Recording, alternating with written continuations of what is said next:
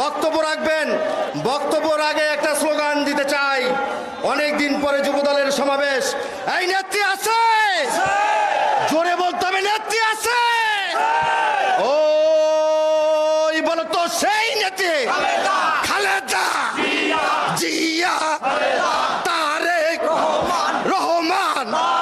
মুক্তি মুক্তি মুক্তি চাই, খালেদা জিয়ার মুক্তি চাই, টুকু ভাইয়ের মুক্তি চাই, মুক্তি মুক্তি মুক্তি চাই, টুকু ভাইয়ের মুক্তি চাই। চলো চলো।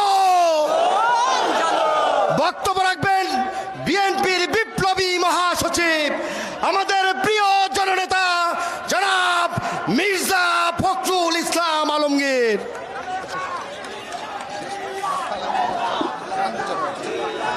আমি একটু হাত পা ছুঁড়ি। বিসমিল্লাহির রহমানির রহিম। বাংলাদেশের গণতন্ত্রের আপোষহীন অবিসংবাদিত নেত্রী দেশনেত্রী বেগম খালেদা জিয়ার মুক্তি, যুবদলের সভাপতি সুলতান সালাউদ্দিন টুকু, সাবেক সভাপতি সাইফুল ইসলাম নীরব এবং শীর্ষ নেতৃবৃন্দ যুবদলের ছাড়া গণতান্ত্রিক আন্দোলনের এই ভয়াবহ দানবীয় সরকারের নির্যাতনে কারারুদ্ধ সকল স্তরের সকল নেতা কর্মীদের মুক্তির দাবিতে আজকে বাংলাদেশ জাতীয়তাবাদী দলের জাতীয়তাবাদী যুবদলের এই সভার সম্মানিত সভাপতি, সংগ্রামী সভাপতি, আজকের সভায় উপস্থিত বাংলাদেশ জাতীয়তাবাদী দলের জাতীয় স্থায়ী কমিটির সম্মানিত সদস্য, গণতান্ত্রিক আন্দোলনের অন্যতম নেতা, ঢাকার সাবেক মেয়র, জাতীয় স্থায়ী কমিটির সদস্য যা মির্জা আব্বাস, আরেকজন গণতান্ত্রিক আন্দোলনের অন্যতম নেতা, সাবেক মন্ত্রী, ঢাকার নেতা বাবু গয়েশ্বরচন্দ্র রায়, উপস্থিত যুবদল, বিএনপি যুবদল এবং অঙ্গ সংগঠনের নেতৃবৃন্দ, আজকের এই সভায় উপস্থিত প্রিয় ভাই বোনেরা, আসসালামু আলাইকুম। দেশনেত্রী বেগম খালেদা জিয়া শুধুমাত্র বাংলাদেশের একজন নির্যাতিত মজলুম নেত্রী নন, তিনি সারা বিশ্বের গণতান্ত্রিক আন্দোলনের জন্য যারা তাদের ত্যাগ স্বীকার করেছেন, যারা আত্মত্যাগ করেছেন, যারা জনগণকে এই বাবা এই থামো থামো, এখন স্লোগান দিয়ে লাভ নাই, প্লিজ। এই ছেলে বন্ধ করো, প্লিজ বন্ধ করো, একটু কথা বলতে দাও বাবা, 2 মিনিট প্লিজ।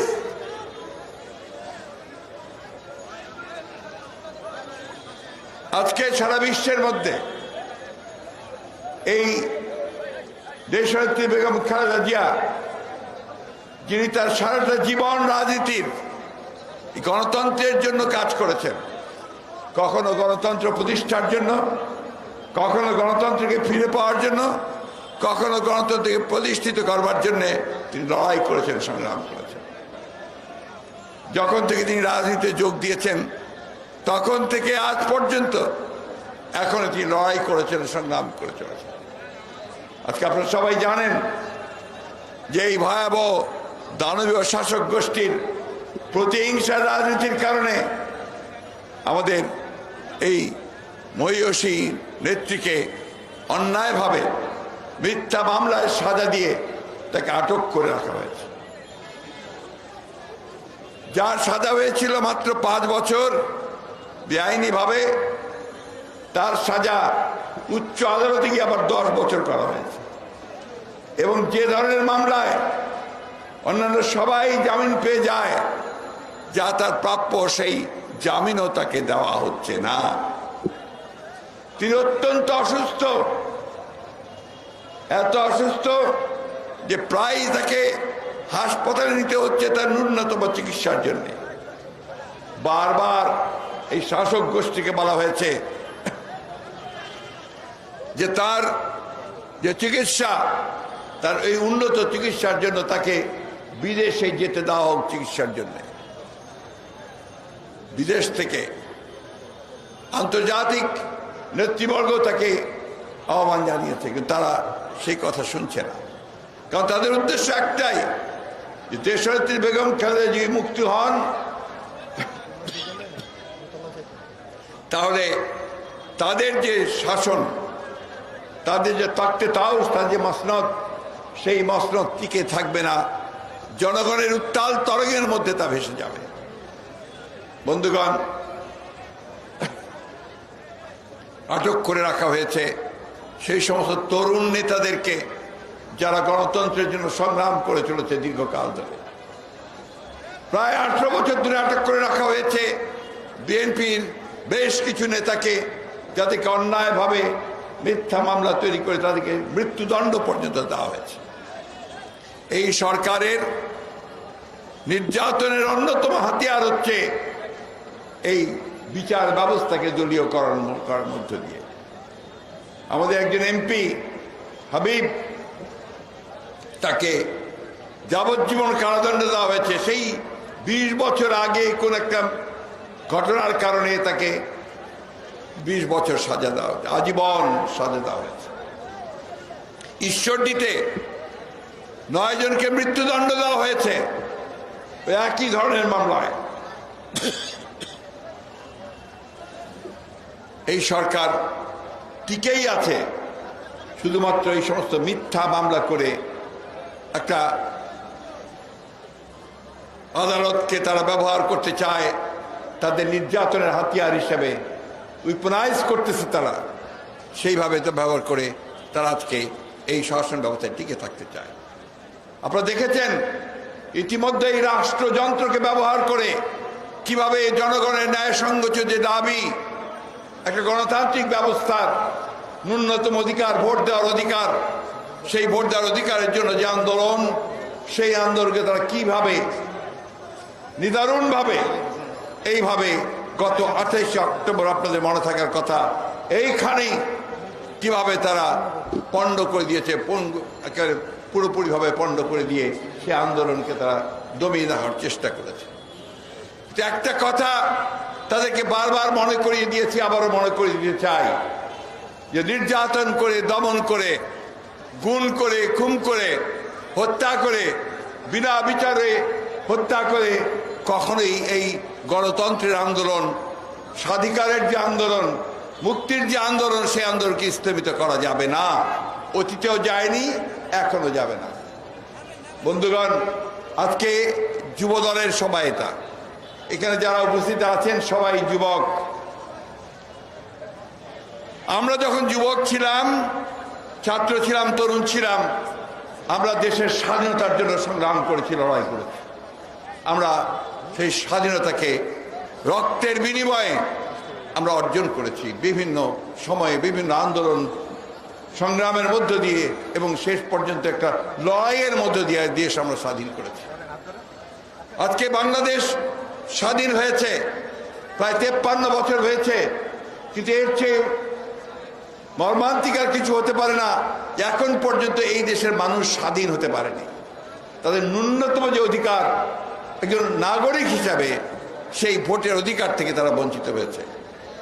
2008 সাল থেকে এই দেশের মানুষ আর নিরপেক্ষভাবে ভোট প্রদান করতে পারে না, নিরপেক্ষভাবে তারা তাদের যে প্রতিনিধি, সেই প্রতিনিধি নির্বাচন করতে পারে না, তাদের সরকার নির্বাচন করতে পারে না।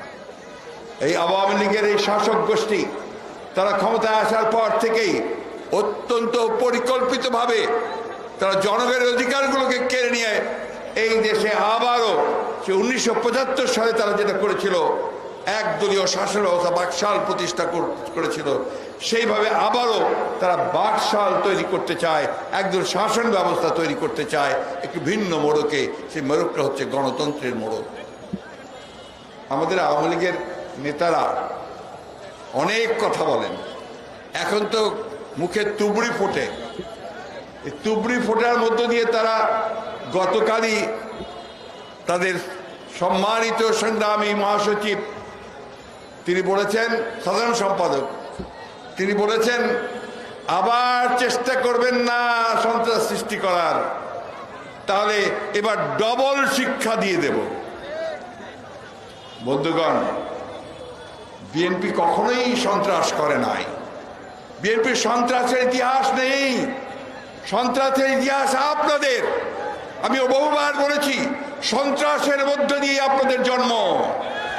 আপনারা যখন আওয়ামী লীগের মৌলানা ভাসানী সভাপতি ছিলেন, সেই মৌলানা ভাসানীকে আপনারা বিতাড়িত করে মেরে তাড়িয়ে দিয়ে তাকে রূপমহল সিনেমা হল থেকে বের করে দিয়েছিলেন। এবং তারপরেই মৌলানা ভাসানী বাইরে বেরিয়ে গিয়ে মাহবুব আলী ইনস্টিটিউটে সেদিন ন্যাপ আপনার তৈরি করেছিলেন। সেই ইতিহাস আমরা ভুলে যাইনি। আমরা ভুলে যাইনি যে পূর্ব পাকিস্তান আমলে এখানে যে পার্লামেন্ট ছিল, অ্যাসেম্বলি ছিল, প্রাদেশিক পরিষদ ছিল, সেই পরিষদের প্রাদেশিক পরিষদ ডেপুটি স্পিকারকে আপনারাই পিটিয়ে হত্যা করেছিলেন। আমরা ভুলে যাইনি সে কথা।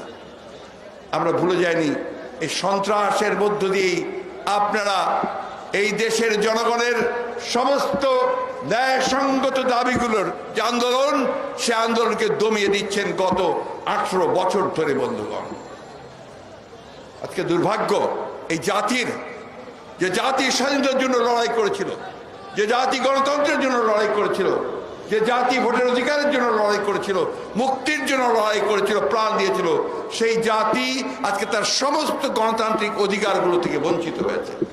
তো গণতান্ত্রিক অধিকার নয় বন্ধুগণ, আজকে মানুষ তার অর্থনৈতিক অধিকার থেকে বঞ্চিত হচ্ছে। এখানে তারা খুব বড়াই করে যে তারা উন্নয়নের লহরী বইয়ে দিচ্ছে, অনেক ফ্লাইওভার হচ্ছে, রাস্তা হচ্ছে, কাঠ হচ্ছে। সাধারণ মানুষের কি অবস্থা? সাধারণ মানুষের বাজারে গেলে তারা কিছু কিনতে পারে না, চাল কিনতে পারে না, ডাল কিনতে পারে না, পেঁয়াজ কিনতে পারে না, রসুন কিনতে পারে না। আর প্রায় প্রতিদিনই বলা যায় যে প্রত্যেকটা জিনিসের দাম বৃদ্ধি পাচ্ছে। বিদ্যুতের দাম বাড়ছে, গ্যাসের দাম বাড়ছে, এবং রেলের ভাড়া বাড়ছে, বাসের ভাড়া বাড়ছে। এই যে আমাদের রিক্সাওয়ালা ভাইরা যারা দূরে দূরে দাঁড়িয়ে আছেন এখানে, তাদেরকে জিজ্ঞেস করুন তারা আজকে কিভাবে তাদের জীবন সংসার চালাচ্ছে, কিভাবে চালাচ্ছে। পারে না, একবেলা খায়, দুবেলা খেতে পায় না। প্রত্যেকটা ভাই বোন, কি আপনার মধ্যবিত্ত যারা, তারাও তাদের খাওয়ার মেনু চেঞ্জ করে ফেলেছে বন্ধুগণ, করে আজকে সামান্য খাওয়া খেয়ে থাকে। অনেকে ফিরে চলে যাচ্ছে গ্রামের বাড়িতে, সেখানে গিয়ে জীবনযাপন করার চেষ্টা করছে। ঢাকা শহরে তারা থাকতে পারছে না, কুলি উঠতে পারছে না। বন্ধুগণ, ব্যাংক লুটপাট করে শেষ করে দিয়েছে। ব্যাংকের নতুন আইন করছে, যারা ঋণ খেলাপি, যারা ব্যাংক লুটপাট করছে তাদের স্বার্থে। এমনকি বাংলাদেশ ব্যাংক, যেটা নিয়ন্ত্রণ করার কথা কেন্দ্রীয় ব্যাংক, তারাও আজকে একই সঙ্গে যুক্ত হয়েছে। এবং তাদের এই সমস্ত অপকর্ম যেন বাইরে বেরিয়ে না পড়ে, তার জন্য আমার সাংবাদিক ভাইদের সেখানে প্রবেশ নিষিদ্ধ করেছে। কোথায় যাবেন আপনারা? কোথায় যাবেন? আমরা আজকে এই দেশের মানুষ, আমাদের নিজ দেশের থেকে আমরা আজকে পরবাসী হয়েছি। আমরা চিকিৎসার জন্য বিদেশে যাওয়ার জন্য আদালত থেকে অনুমতি নিয়ে যখন আমরা এয়ারপোর্টে যাই, ওই এয়ারপোর্টে আমাদেরকে 1 ঘন্টা ধরে আটক রাখা হয় বিভিন্ন কারণে, এবং সহজে ছাড় দেওয়া হয় না। আওয়ামী লীগ দাবি করে যে তারা দেশ চালাচ্ছে। আসলে কি তারা দেশ চালাচ্ছে? তারা দেশ চালায় না, এক অদৃশ্য শক্তি দেশ চালাচ্ছে বন্ধুগণ। এবং যাদের নির্দেশে তারা আজকে বাংলাদেশে মানুষের অধিকারগুলোকে কেড়ে নিয়েছে। আমাদের রাষ্ট্রযন্ত্র, তার মধ্যে আমাদের পুলিশ ভাইরা আছেন, আইন শৃঙ্খলা রক্ষাকারী বাহিনী আছে, আমাদের প্রশাসন আছে, বিচার ব্যবস্থা আছে।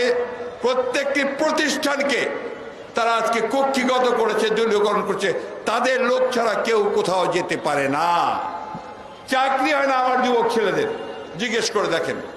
অনেকে বিসিএস পরীক্ষা দেয়, বিভিন্ন পরীক্ষা দেয়, তাদেরকে সেই চাকরি দেওয়া হয় না, তাদের ডিএনএ টেস্ট করা হয়। তারা কোন দলের, বাবা, চাচা, মামা, ভাই, কেউ বিএনপির সঙ্গে জড়িত কিনা, তাহলে আর তার চাকরি হবে না, পাশ করেও, কোয়ালিফাই করেও, বন্ধুগণ। আর টাকা ছাড়া কোনো চাকরি হয় না, তাও 1-2 টাকা নয়, লক্ষ লক্ষ টাকা। একজন পিয়নের, স্কুলের একটা পিয়নের চাকরি 15 লক্ষ টাকার নিচে হয় না। এই একটা অবস্থায় তারা নিয়ে এসে ফেলেছে।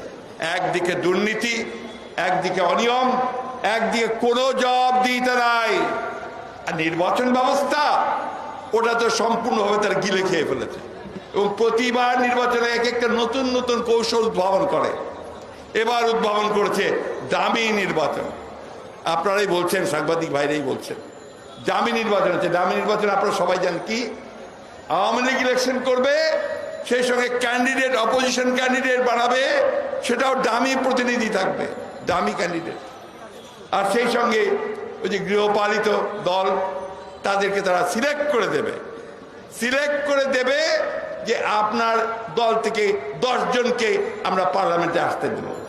যদি না দেওয়া হয় তখন তারা আবার কান্নাকাটি জুড়ে দেয়, তাহলে আমি আর নির্বাচনে যাব না। তখন তারা বলে ঠিক আছে, তুমি 10টাই পাবা, যাও। এই একটা অবস্থার মধ্যে নির্বাচন ব্যবস্থাকে ফেলেছে। একটা ক্যারিকেচার, একটা তামাশা, একটা কৌতুক। আমরা এই জন্য দেশ স্বাধীন করিনি ভাই, আমরা এই দেশ স্বাধীন করেছিলাম এই দেশের মানুষ রক্ত দিয়ে মানুষের অধিকারকে প্রতিষ্ঠিত করবার জন্য। তারা বলেন বিভিন্ন সময়ে এখন নাকি গণতন্ত্র প্রতিষ্ঠিত হয়েছে। এই যদি গণতন্ত্রের চেহারা হয়, তাহলে এরশাদ সাহেবরা যাবেন কোথায়? তাহলে হিটলার যাবে কোথায়? মুসলিম যাবে কোথায়? বন্ধুগণ, নমরুদ, ফেরাউন, হিটলার কেউ টিকে থাকতে পারে না এইভাবে অত্যাচার করে, নির্যাতন করে টিকে থাকতে পারে নাই। ওই এরশাদ ও আইয়ুব খান পারছে? ভুলে যাবেন না, এই দেশের মানুষ কিন্তু লড়াকু মানুষ, বিদ্রোহী মানুষ। সাবজুকেশন কখনো তারা মেনে নেয় না। সাময়িকভাবে হয়তো আন্দোলন কিছুটা ভাটা পড়তে পারে। অনেকে বলেন যে আবার আন্দোলন শুরু, আর আন্দোলন চলছে।